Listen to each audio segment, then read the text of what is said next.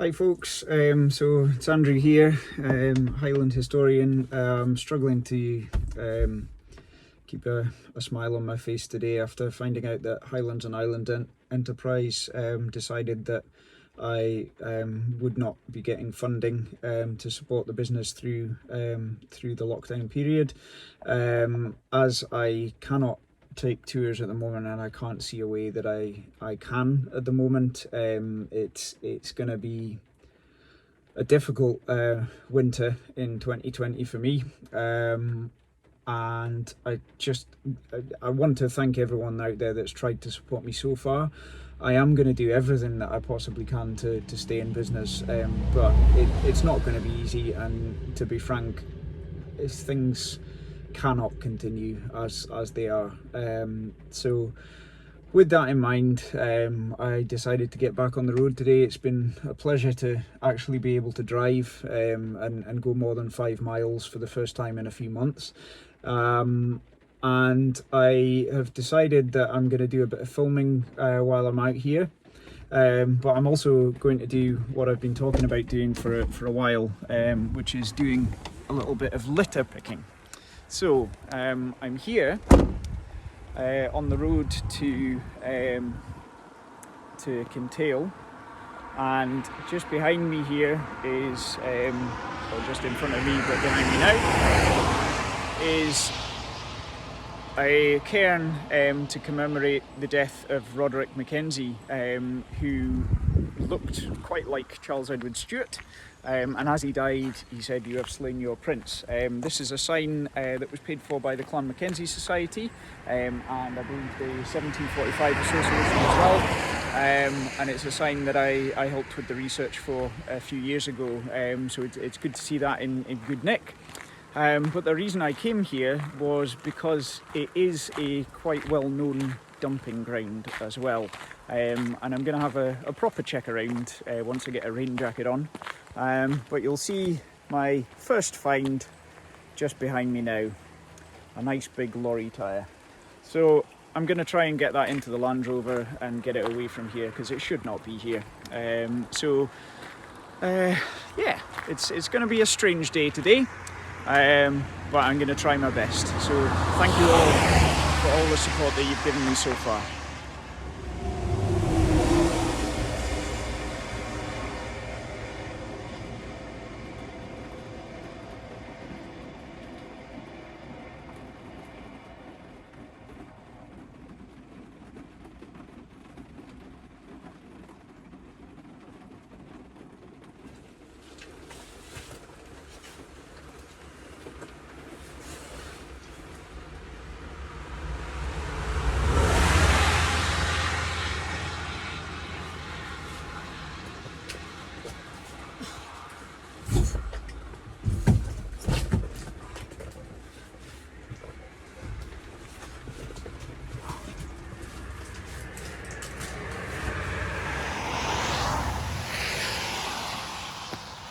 So, as well as the tyre there seems to be an awful lot of waste just dumped here.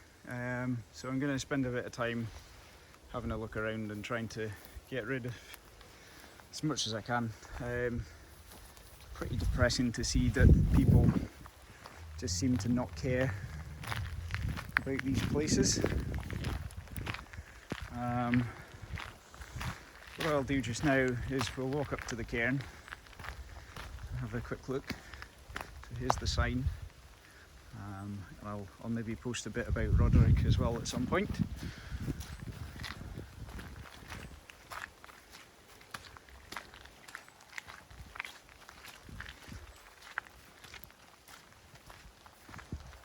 Here's the cairn itself.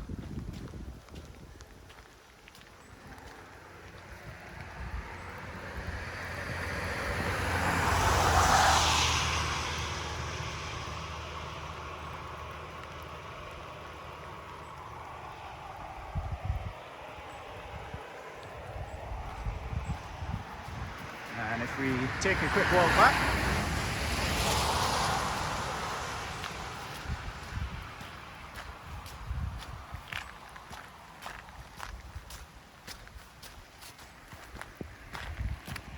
can jump across the road here.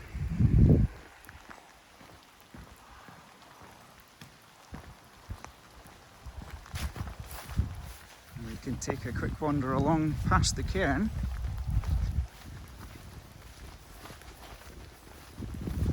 And we'll find a set of steps which take us down to the riverside.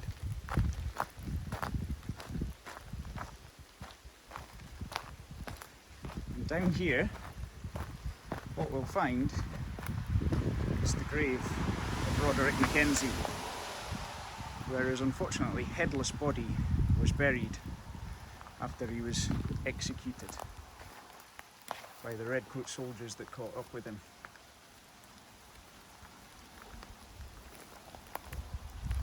So after he was slain, Roderick's head was taken off, and it was taken first, I believe, to Fort Augustus, and then to Fort William, and then to Carlisle, and eventually to London. And various Jacobite officers were asked to look at the head and to prove that it was Charles Edward Stuart, and they refused to do so. By the time the head got to London, it wasn't in too good a shape, but they could tell even at that stage that it wasn't Charles. But it's pretty certain. I mean, many historians, myself included, would argue that that activity, that action by Roderick Mackenzie, allowed Charles Edward Stuart a little bit of breathing space in his escape.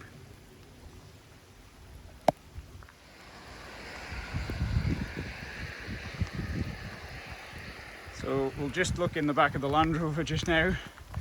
And I think it's fair to say that if we find any more lorry tyres, I may not be able to pick them up today. So as I travel around, you can almost guarantee that I'm going to come across some human waste, and I believe that's what I'm finding here in the bushes at the Roderick Mackenzie Memorial. So as I go, I've got rubber gloves, which will be used for one pickup only. They'll be put into the bag that I'm collecting waste in on the spot, and I have plenty of hand sanitizer as well. If I do come into contact with people, I do have a face covering as well, and also in the back of the Land Rover, you may have seen when we were putting the tyre in, that we have a cover there, a very heavy duty cover, which protects the Land Rover and keeps it safe. It will be disinfected as well after I've done this, and before obviously I take tours again, hopefully in the nearer future than I was originally hoping as well. So yeah, it's not going to be a nice task, but it's one that I feel has to be done. So I've been here, well, not long, and this is a selection of the things I've just pulled out of the undergrowth there. This is clearly a regularly used drinking den. It's also a place where people obviously go to the toilet, and it's also the site of one of the heroes, the death of one of the heroes of Jacobite period history. So make your own minds up, but I don't feel it's right to be littering places like this. Hopefully I can do my bit to clear them up. So I'm soaking wet. There's an odd stench in the Land Rover that I'd hoped to avoid already, but here we are. I have my trusty hand sanitizer, and the plastic gloves have been discarded into the waste bags as well. So I suppose onwards and upwards. I can be proud that I've actually done something about the mess that's been left clearly over many years, I think, at the Roderick Mackenzie Memorial. It's going to be an endless task though. I think there's plenty more sites like this around the Highlands. It's unfortunate that I couldn't get grant funding to support what I'm doing, but I'm going to do it anyway. There's no way that I can just sit back and let Scotland turn to a waste dump. So There we go. So, being as the Battle of Glen Shiel, which took place in this area in June 1719, was the last formal battle in which my clan and its, at that point, chief was involved in, I want to make sure that this battle site is kept clean and tidy. And unfortunately, that is not currently the case. We're going to have a look around and see what we can find, and we're just going to tidy up the litter that's left here. So we can see that it's not just at the roadside that people have been dropping litter.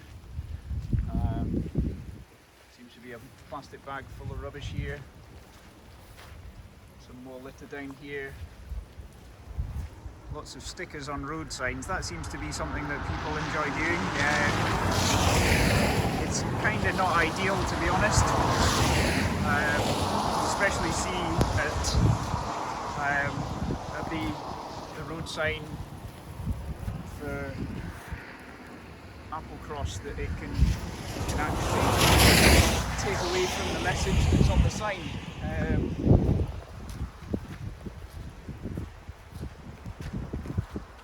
So I'll just take a walk down to the cairn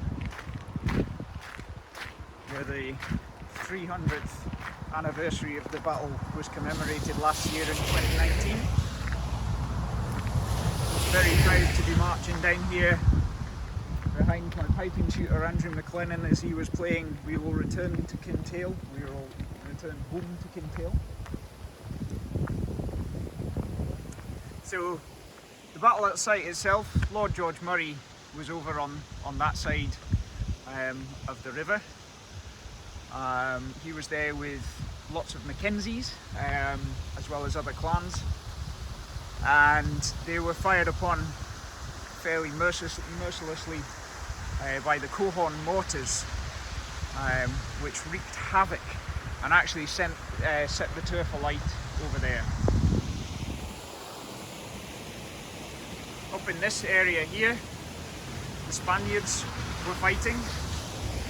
They were well dug in, and they actually fought right to the end of the battle.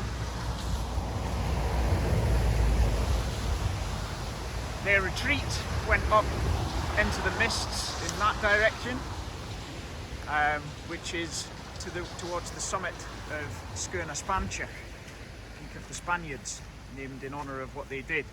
That fighting retreat allowed the Mackenzies of Seaforth, and also Rob Roy McGregor, and also Camerons, who were in this area, to escape.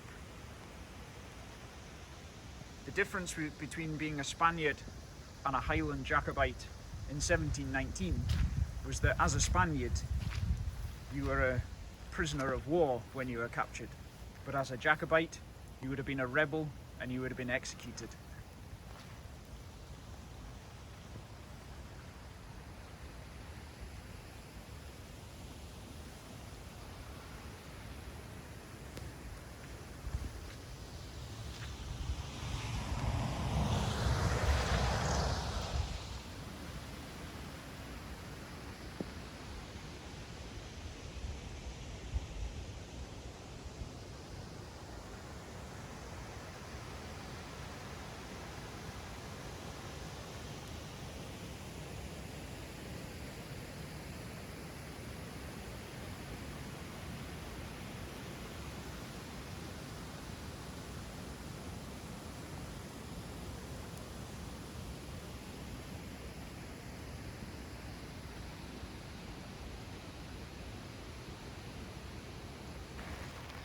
So here we are again, after what, 10 minutes. This is a battle site, and this is what I'm finding on it. A deer skull that looks like it's had its antlers cut off. By the look of it. Probably some human waste in there, I would imagine. Lots of bottles, lots of cans, bags of stuff, whatever stuff is. And this full bag of cement. which is basically solid now because it's been opened and it's got water in it. I mean, it's absolutely ridiculous. And this oil can. So I'll bag all this up and get it out of here.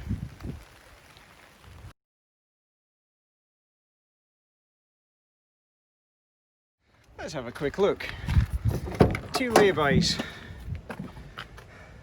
in the Highlands of Scotland. And the back of a Land Rover 110 is filling up fast. Here we can see the 18th century military bridge taking the military road into the heart of Mackenzie territory and Kintail.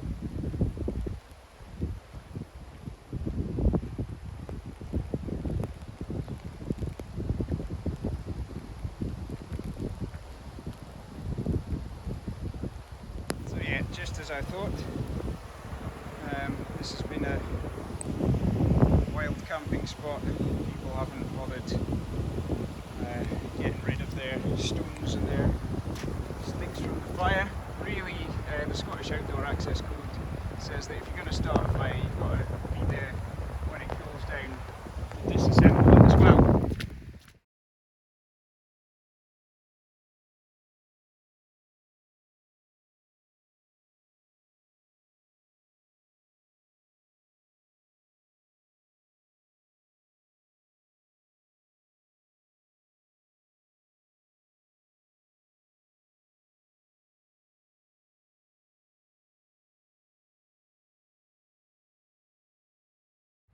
Yeah, it's not just the fire though, it's the broken glass as well. Disappointing. So I've just risked life and limb to retrieve a traffic cone from the river. Belongs to Bear Scotland. I'll get in touch with them, see if they want it back. Pretty sure there's probably a law or some such thing as to not removing these things from where you find them, but I'm pretty sure it wasn't placed in the river for a good reason. If you'd like to support my work as Highland historian, then please consider making a contribution at paypal.me/Highland historian. Thank you so much.